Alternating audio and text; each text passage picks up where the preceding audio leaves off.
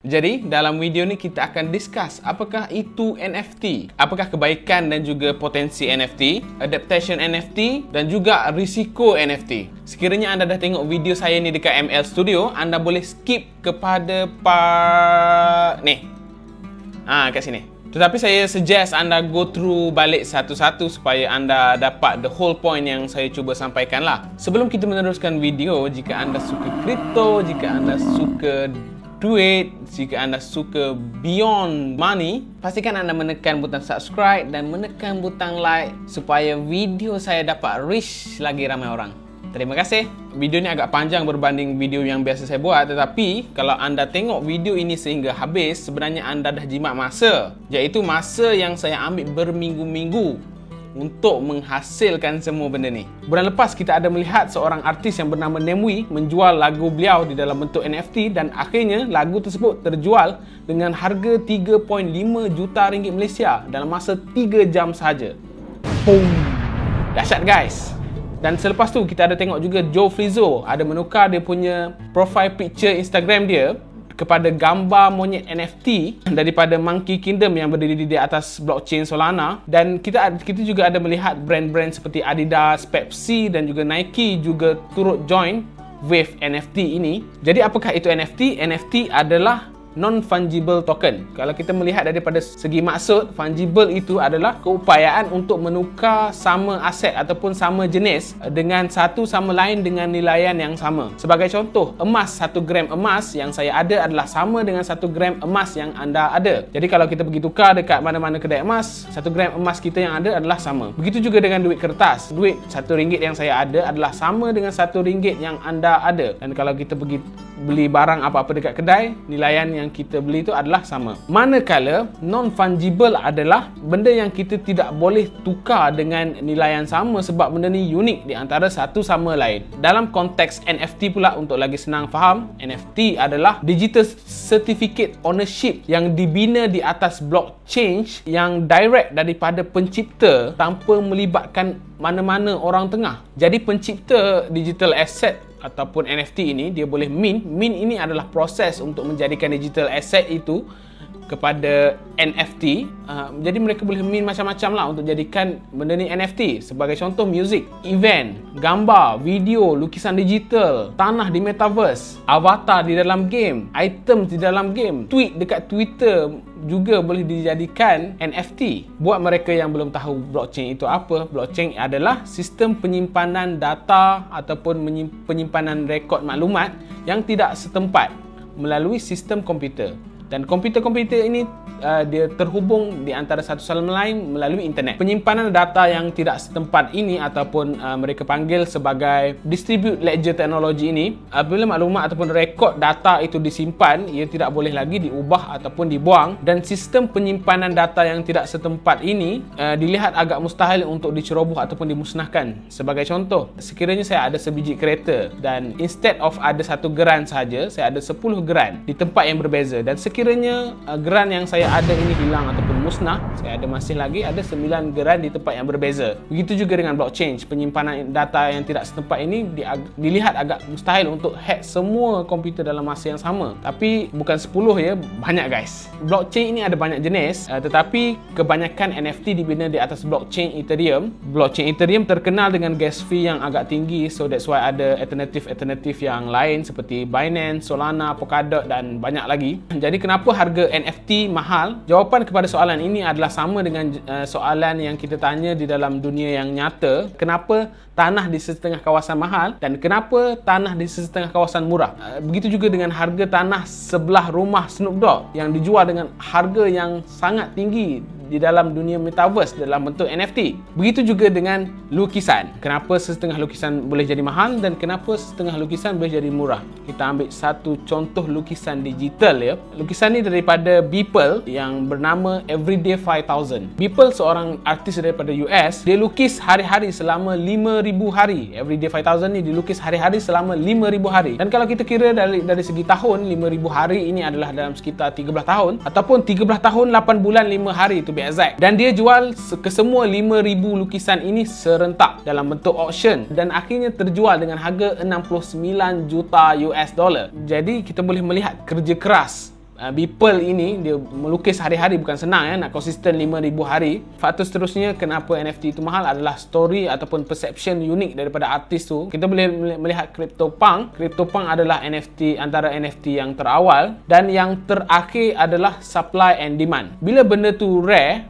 ataupun limited dan ada peminat yang banyak dan permintaan yang tinggi, ini bermaksud supply yang kurang dan demand yang tinggi, harga pun akan jadi naik lah. Jadi apakah kebaikan dan juga potensi NFT ini? Yang pertama adalah dari segi security dan transparency. Oleh kerana NFT ini dibina di atas blockchain, blockchain ini boleh dikira sebagai selamat. Setiap transaction NFT yang berlaku di blockchain, semua orang boleh lihat. Kita boleh direct kepada owner asal itu yang mint seni mereka itu menjadi NFT. Ini bermaksud tiada pihak ketiga yang boleh mengawal dan juga memanipulasi. Selepas itu dari segi accessibility, oleh kerana NFT hadir di dalam bentuk digital dan tersambung dengan internet, ini bermaksud satu dunia boleh akses NFT di hujung jari sahaja. Tiada lagi segi kos, nak angkut dia, nak simpan dia, takut pecah, takut patah dan benda seumpamanya. Dan yang terakhir adalah revenue dan royalty. Di dalam dunia sebenar, pengurusan pengutipan royalty memerlukan macam agensi ataupun badan, persatuan, dan semua aliran hasil pencipta itu adalah terhad. Boleh jadi berbagai lapis sebelum sampai terhadap pencipta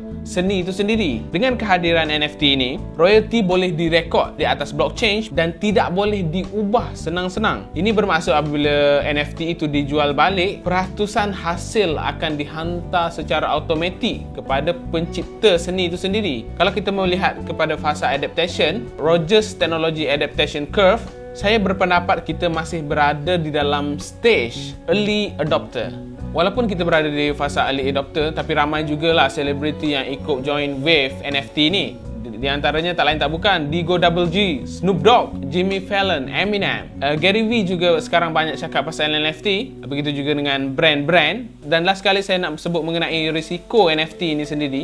Yang pertama, risiko paling terbesar sekali adalah ibarat kaca dan juga permata. Yes, sangat suka untuk kita bezakan projek NFT mana yang akan berhasil dan projek NFT mana yang akan kecundang. Dari sudut investment, untuk kelas aset yang berisiko tinggi seperti NFT ini, kita mungkin boleh loss 100% daripada initial investment kita. Buat mereka yang berduit ataupun buat mereka yang kaya, mereka tak kisah jika apa-apa yang berlaku terhadap NFT mereka, sebab duit yang mereka beli NFT ini mungkin hanyalah serpihan kecil daripada duit yang mereka ada. Manakala buat mereka yang duit tak banyak sangat, ia boleh menjadi sebuah mimpi ngeri jika apa-apa berlaku terhadap mereka punya NFT. Tadi bukan cakap NFT dibina di atas blockchain dan blockchain sangat sukar untuk dimusnahkan? Yes, memang betul. Tetapi NFT adalah digital certificate yang represent kita own asset tersebut. Dan tak semua NFT kita dapat the actual asset itu. Kita buat satu contoh mudah ya. Digital art ini ibarat kereta. The actual art, okay? Dan NFT ini ibarat geran kereta tersebut. Kita kata geran ini tidak boleh dimusnahkan sebab geran ini berada di atas blockchain, tetapi apa-apa masih boleh berlaku lagi terhadap kereta tersebut sekiranya kita tidak memegang the actual kereta tersebut.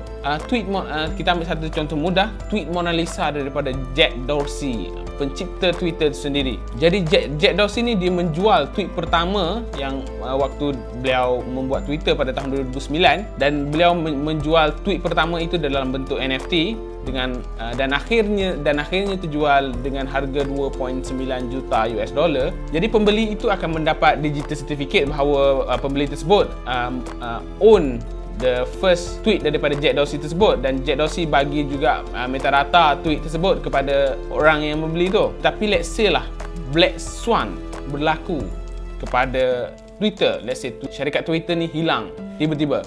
Jadi apa guna adanya sertifikat kita own benda yang tiada? Yang kedua adalah market NFT ini terlalu baru, terlalu banyak benda yang kita tidak tahu. Kalau melibatkan seni sebagai contoh, dari sudut legal risk terlalu banyak benda yang kita belum tahu lagi. Sebagai contoh, dari sudut intellectual property ataupun publicity, trademark, copyright dan moral right, terlalu banyak benda yang kita belum tahu lagi. Saya tak nak sebut mengenai scam sebab Sebab bagi saya scam ni ada dekat semua tempat, Sambanyek, Khairul Amin dan sebagainya, termasuk Pokok Keladi. So kita bertanggungjawab terhadap apa yang kita buat, bukan main hentam saja. Yang terakhir saya nak sebut adalah mengenai concern NFT terhadap alam sekitar. Tapi bagi saya adalah bukan NFT sebenarnya yang perlu kita persoalkan, sebab NFT itu dibina di atas blockchain. Yang perlu orang persoalkan adalah blockchain itu sendiri. Pada suatu ketika penggunaan elektrik yang digunakan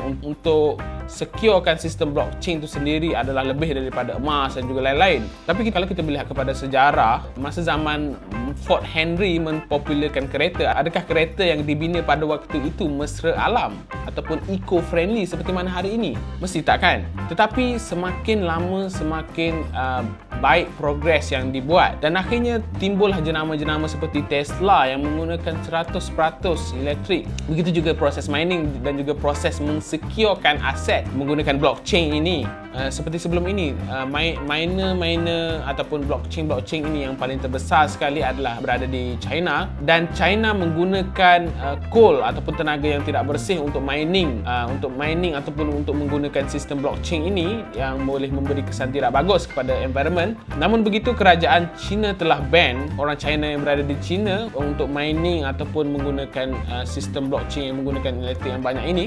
Dan Elon Musk juga ada tweet mengenai concern beliau terhadap tenaga yang digunakan untuk mining Bitcoin, Ethereum dan sebagainya. Dan kita dapat lihat shift yang berlaku, miner telah berhijrah ke US dan juga ke negara seperti Iceland, dan miner ini juga sedang adapt elektrik yang sumbernya daripada tenaga yang bersifat eco-friendly seperti kincir angin, air, hydro dan solar dan sebagainya. Kalau kita melihat dari satu sudut lain lagi, kebanyakan NFT berada di atas blockchain Ethereum, dan untuk sekarang Ethereum masih lagi menggunakan proof of work untuk securekan network Ethereum, tetapi Ethereum sedang dalam fasa untuk beralih kepada Ethereum 2.0 yang menggunakan sistem proof of stake yang kita lihat tidak memerlukan elektrik yang banyak seperti mana proof of work tadi.